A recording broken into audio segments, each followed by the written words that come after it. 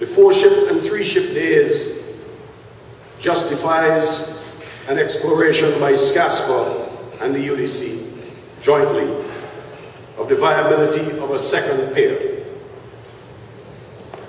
While such an investment is not urgent today, we can see the possibility of such demand within the next 2 to 3 years. We know that such an investment will not be in demand during the summer months anytime soon. So when you make a decision to spend $20 million on a cruise pier, you better have your numbers right, and the timing has better be right if you're going to justify that level of expenditure.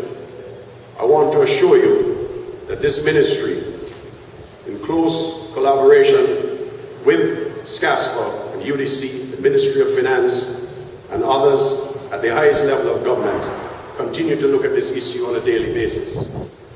We expect that sometime in 2011, we should have actually completed the design of such a facility. When it will actually start constructing is likely to be more towards the end of 2011, early 2012, depending on what our findings unveil. However, if it's one important point I want to make to stakeholders today, is that ultimately our viability as a cruise destination will continue to depend primarily on our competitiveness. Our competitiveness in turn depends on our ability to deliver authentic, good value products and services to all visitors. To save fuel costs, ships are traveling at slower speeds. This means that they are traveling shorter distances than before in their 7-day cruise itineraries. St. Kitts is on the extreme outside edge of the perimeter of these cruise itineraries and can be dropped very quickly to save cost. There are numerous competing ports for the same ships, especially for the few ships in the summer. Two things drive decision-making in cruise itinerary planners. And believe me, I have sat with them for hours and hours over the past several years. One is cost of operations. And the other one is passenger feedback surveys. These are the most important tools used by cruise executives in itinerary planning. The good relationships that we build up and have built up over the years gives us goodwill. It gives us more forgiveness in their hearts. But they're business people, and they don't make decisions based on their hearts. They make decisions based on business. And so they will say to me, Minister Skerritt, we love you dearly. But, so don't believe that we have some divine right to get business from these people. And definitely don't believe that the customers who come don't have options.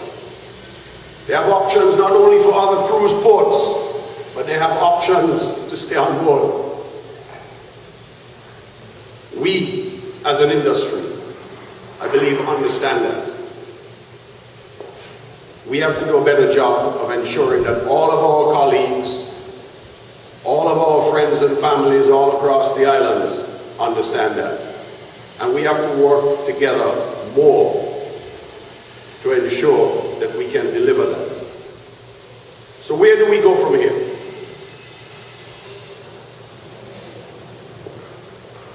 We have to get our taxi and tour dispatching arrangements right. We've experimented for a year. It was unfortunate that that year was also a political year, which probably complicated it some bit.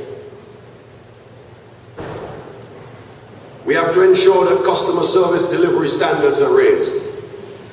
We have to ensure that our security arrangements are more preemptive and assertive. I want to repeat that. We have to ensure that the customer security delivery standards are raised. But we also have to ensure that our security arrangements are more preemptive and assertive. We have to maintain the cleanliness and beauty of our island. Essentially, we have to ensure that our visitors feel welcome.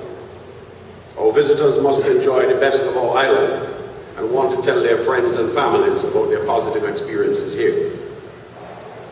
As stakeholders, I implore you to understand that strengthening and maintaining our tourism sector is a shared responsibility of all of us.